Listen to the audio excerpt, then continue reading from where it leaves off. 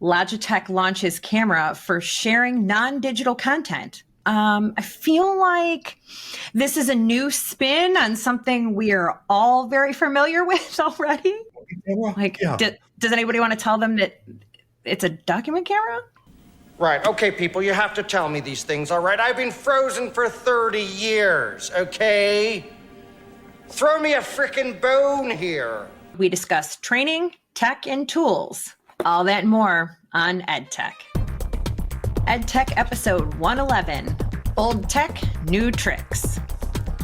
Hello, AV friends, and welcome to another episode of EdTech. As always, we have our panel of awesome higher ed AV professionals. Ernie Bailey. How you doing, Ernie? I'm doing great. Hello, everybody. And of course, Rob Rasberry. How are you, Rob? I'm doing great, Aaron. Always great to be here with everybody. And Scott Tyner. Hey, Aaron. Glad to be here again. And today we have a special guest joining us for this episode, Higher Ed AV Media's Live Events Professional of the Year winner and one of Commercial Integrator's 40 Under 40 for 2023 from Florida International University, Kameesha Jones. Welcome, Kameesha. Hello. Yeah, tell us a little bit about what you do over there. Okay, yeah. So I am the AV project manager here at Florida International University. So I am responsible for anything a person sees or hears at events in our student center. Our student center is the home or the hub of a lot of events that happen here on campus. So yeah, I am that person. If something goes wrong in the AV aspect world, I am that girl to make sure everything runs smoothly and also to give the best experience possible in the AV industry. That's awesome. And I hear that you have a pretty cool side gig with a certain basketball team. Yes. I'm also an audio engineer with the Miami Heat. So yes, I did work the 2023 NBA Finals. Yeah, that's super amazing. So in that case, you actually got to work with a really good basketball team. Yeah. And I don't mean the Miami Heat. Ooh. Oh, dear. Well, all right, then. We'll just keep on moving. So let's jump into the articles that we read for this episode. The first one comes to us from Higher Ed AV, and this was a part of Britt Yenser, an episode 109's guest. Her Somehow I Manage column. Out of your brain and onto the page, how to create documentation for your student employment program. Now, this is the fourth installment in that series about student employees. So if you supervise student employees, I highly recommend you check out that series.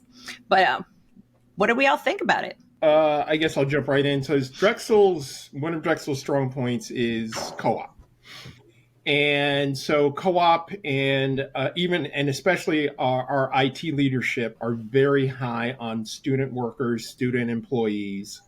They provide invaluable resources, especially with tier 1 support that allows other of our staff to be more efficient and troubleshoot other issues or do other duties. So having a good system in place for internships, for part-timers, for full-time co-ops is very important because really, especially on the co-op, this is sort of their first foray into what could possibly be their career starting. So it's important to sort of establish rules, protocol, what's expected, during your co-op assignment or your employment, what your duties are going to be, how you're evaluated. In fact, I'm coming up on the end of our summer co-op into our fall term. So I have to do student evaluations to sit down and talk with them and say, okay, this is what you did well. This is what you didn't do well. Just giving you some friendly, advice, like in the future when you're out there, this is maybe what you want to focus on, maybe what you want to improve on. So, when they come in having a proper training protocol, I have two groups, classroom tech, they take them in, do a checklist, run them through how to operate things in the classroom, sort of get them acclimated if it's on my video collaboration side, how to do some back-end stuff on Zoom, video production, live streaming, all that stuff. So there is, this article I found extremely interesting, and I'm going to check out the first three parts since this was the last one. to see what's going on, but definitely setting those expectations and getting them down on paper and documenting them and having that proper workflow. I mean, essentially, these are your employees. You have to sort of treat them that way. There is a little, more length because they're sort of new and you're teaching them protocol and teaching them what to do. But, you do have steps like you would a full-time employee, whether there's a review or discipline or whatever's going on. So I found this article wonderful, actually, Aaron, and it was very, very actually poignant. It was interesting when it came up and going, hey, we do a lot of that. So. Yeah, definitely. For me, I really like this article because I always think of it as if Beyonce calls me and she needs an audio engineer for her tour, then I'm going to be there. So it's like gives me the opportunity to say, if I'm not here or no longer in this role, you do have a guideline. You do have that paperwork to say, these are the fundamentals that were started. These are the policies that are set in place, and these are why the policies are set in place. So for me, it just gives us that reassurance to say, make sure you get jot everything down that might be, the nooks and crannies of something that, you see that's something wrong in your policies or anything like that, and you can fix it and things. So I really find that article very helpful, especially how she breaks things down as far as like, okay, what is happening? For an example, a standard that's not really common that people are used to, it's set in place because this is what's usually happened. Because everybody student worker I'll say we're kind of similar. They're students. We're dealing with students who are so entwined with the social media and things like that. So getting them to be up to date as far as like what's the technology is happening. Hey, get off your phone a little bit. This is what's the now. This is what's happening now. So I really love that. I really love the article and how it was set and definitely how it was written. It was definitely well written and also very detailed. And, we need something like that. Like I said, if we're here, we're not always going to be in our current positions and things like that. We might move on and things like that. But we do have that rubric, that foundation to make it better. So, yeah. Absolutely. Like some of these, young adults, this is one of their first steps into actual employment. So we have to try to, set a good example and set them up for success, because it's so easy to just be like, oh, they're just students and whatever. But, eventually they're going to go on to full-time jobs, and they're going to, they need to have, some of these, habits in place before they go out into the real world. And it's easy to excuse some things because we're like, well, they're students, but it's a real job. They're making real money. So, we have to make sure they're set up. Definitely. And I want to piggyback off that. My student workers, I'm a vessel for my students to make sure they succeed. So I have a student who will be working with the Miami Heat this upcoming season.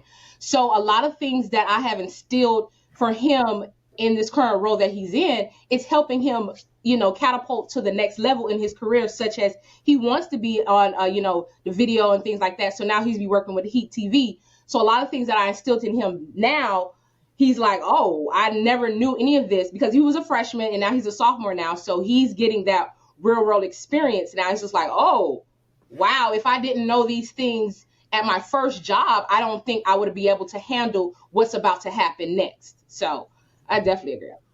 I don't have any student employees, but I do definitely see the benefit of this, and I do occasionally get an intern or two, and I will probably use this to help strengthen the documentation that I have for them.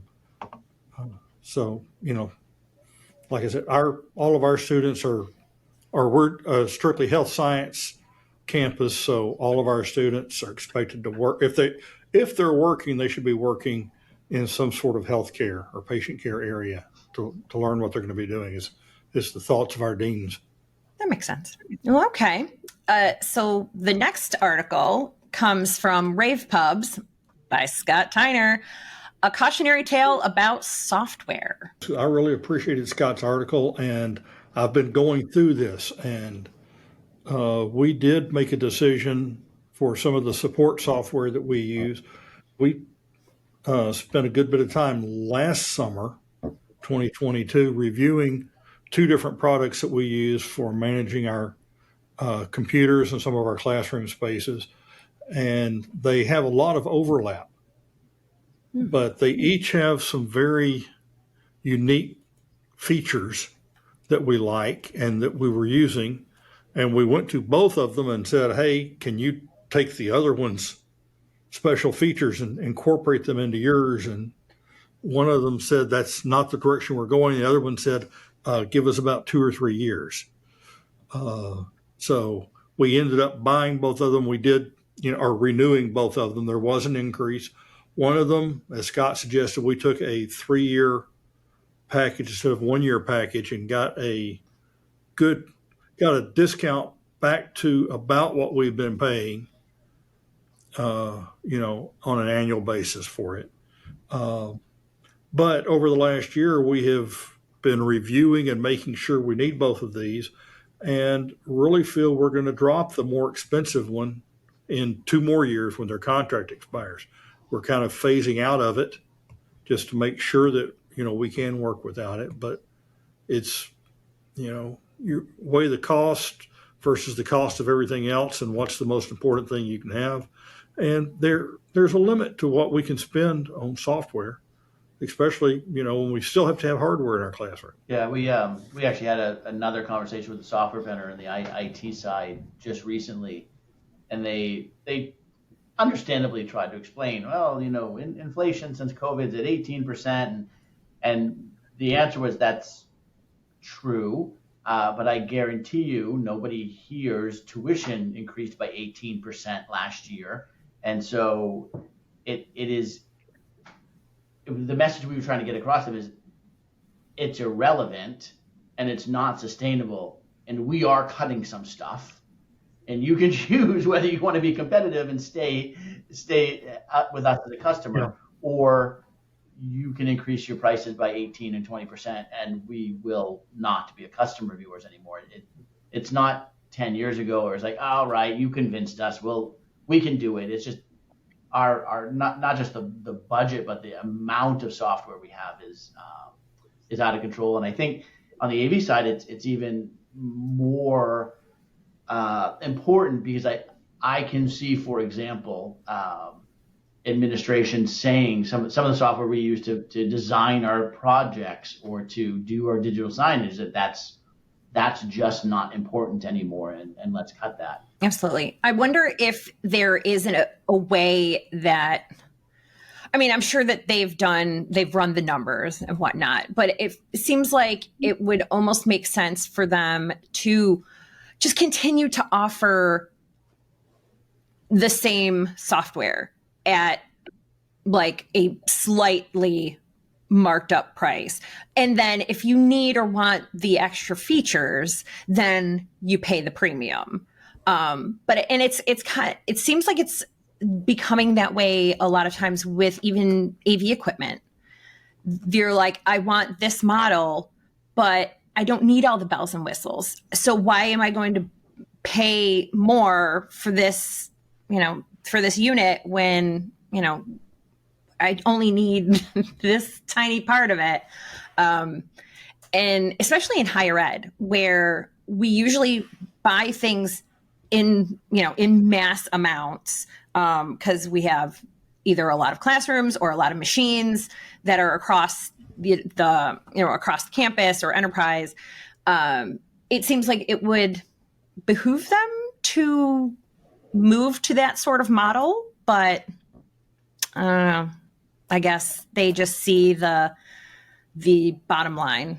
I'd be curious to hear what others have to say here, so I'll be quiet after this. But my take on that is, leading up to COVID to some degree, we would have been, a 5% increase, we need the product, whatever.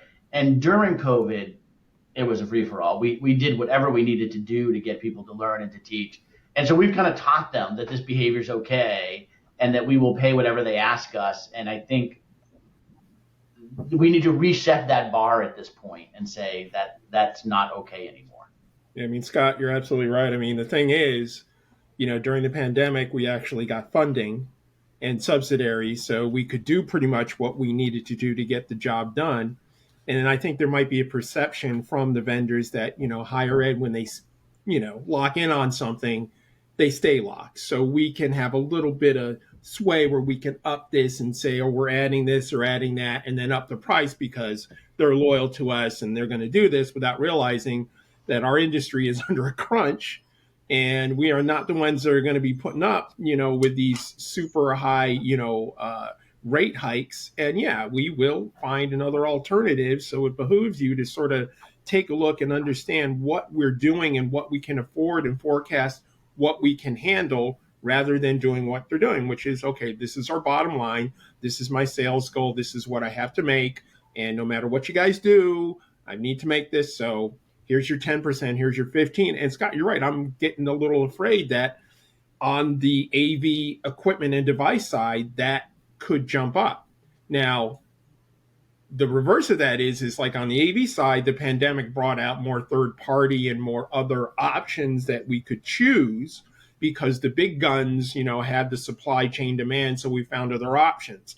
And so it may be the case that, say if there's, some kind of editing software, there may be other options that we can go to. I mean, like people, compare Adobe, Premiere and DaVinci, which are, two same products, but they're on different price points and operate differently. One, you can get almost, a lot of the features at no cost. And I don't know if people are, sort of looking at that kind of thing to see where their savings could come in. But yeah, it's a problem. It's sales, it's greed, and somebody's going to just have to smack it back in their face and say, hey guys, okay, you can't handle this. We're going with someone else. Bye.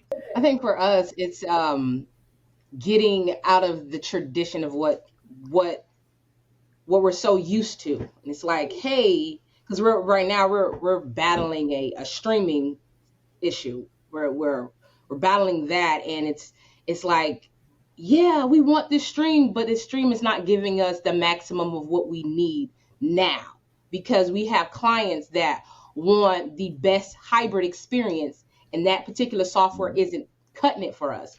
So having to constantly think outside the box and not necessarily like persuade the other folks, but it's just like we are in a type of demand where we want the best experience for our clients, for them to come back. So we need other alternatives. And when we do, also look for other alternatives, it's not also too, we have to get used to, we are set with, okay, this is the certain type of software we've been having and it works for us.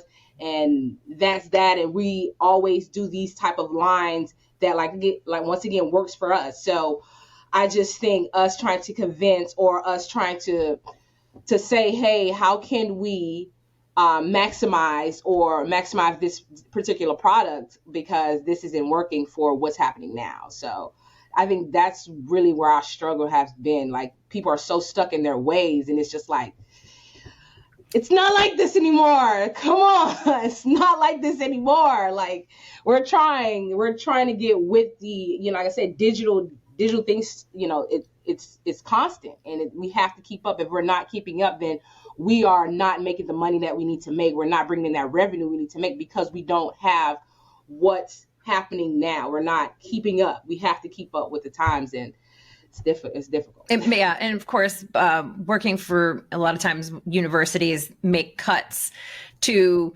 our departments because we're, seen as the not as important. Yet then when their event happens and their quality isn't quite up to their standard, and then they're like, but why? And you're like, well, this was what we could afford to do.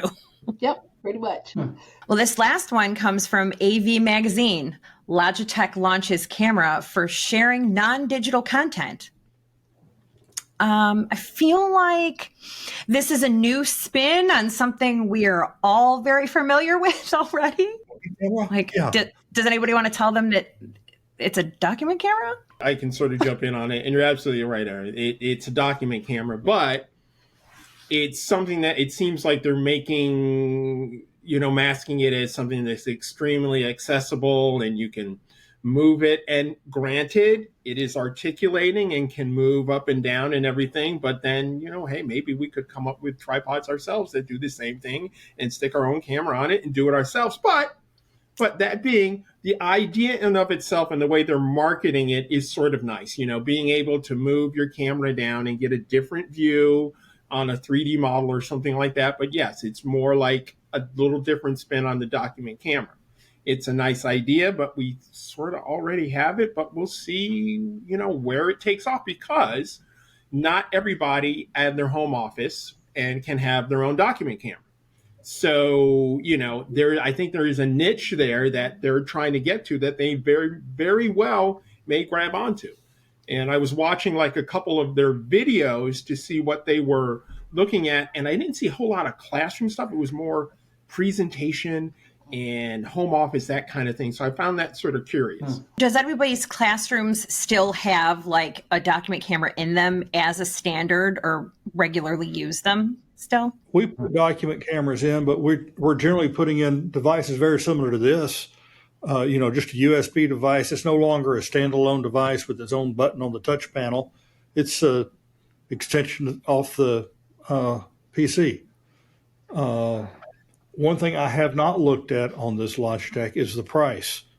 I didn't see that anywhere. And, how is it going to compete with the other ones that we're putting in there? That would be the big selling point for me, was if it was a little bit more affordable than what we're seeing out there right now for standard document camera. Because even the USB ones I'm always surprised at how much I'm paying for them, even when I buy them by the dozen. Yeah, we have document cameras as a standard still, but more like what Ernie is saying. They're not the old ones with the flat bed that you can put the light on to behind, underneath in the light.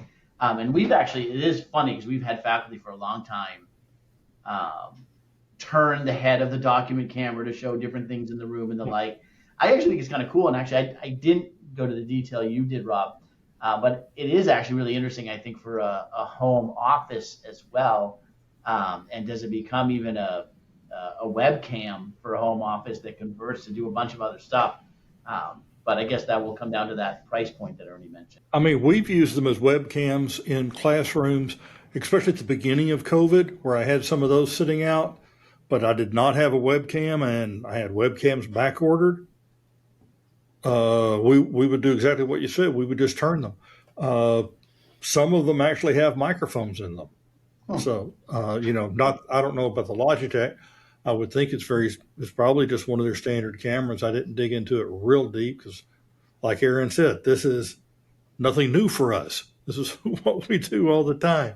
It does have a neat little look to it. It's a little bit different than the other ones, but it's a standard technology for us.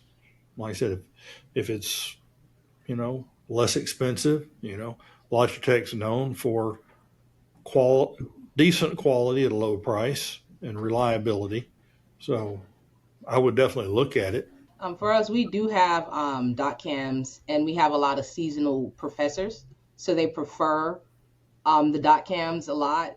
They are usable. We do have some younger professors as well, but they don't use the dot cam. They're just use everything from emails or something else. But if we try to give them something more advanced that Logitech is trying to do, they will not get it. And one thing about us, we try not to stress our professors out with the new technology that's happening. So we keep it basic. You pull it up and it works how it's supposed to work. We don't try to make anything too complicated for them. And we have a lot of them around on both of our campuses. So we don't, like I said, we try not to make anything too complicated for our seasonal professors, because they are the ones that have a lot of leeway when it comes to our higher up, especially provosts and everything like that. So we make sure that it's basically simple for them. So that's an excellent point. I feel like there's so many things, like technology things that come out that are really cool and innovative, and we're like, yeah, that has so many things that we could do in the classrooms. But when it boils down, you're like, are they actually going to be able to use it? Like, is it like, does it have a real use case outside of those couple of like early adopter kind of faculty? Because most of them tend to be a little on the later end of the tech curve. So yeah, it is kind of one of those struggles that you'd have to see who would kind of latch onto that, and if it would be worth kind of making it a wider spread option. Right. But I do like the potential for like office use, or if instructors are recording like flipped classroom type videos and stuff, like that could be a really good use case for them. Thank you guys, as always, for the fantastic talk. And let's see, Ernie, how can anybody reach you if they want to say hey? You can find me on LinkedIn. And Rob, how about yourself? You can find me on LinkedIn. My email is rer37@drexel.edu if you need to shoot me an email. Awesome. And Scott, how about yourself? Find me on LinkedIn or on Twitter. Excellent. And Kameesha, thank you so much for joining us today. And how can anybody reach you if they are, want to? Yes, you can reach me on LinkedIn at Kameesha Jones, or you can reach me on Twitter at K1117. Awesome. And as for me, you can find me on the Twitters at Smearin_off_ice, or on LinkedIn, or you can find me on the HETMA community.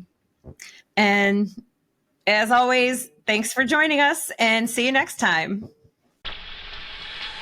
The network for the AV industry. What are you listening to? This This is AV. This is AVNation. This is AVNation.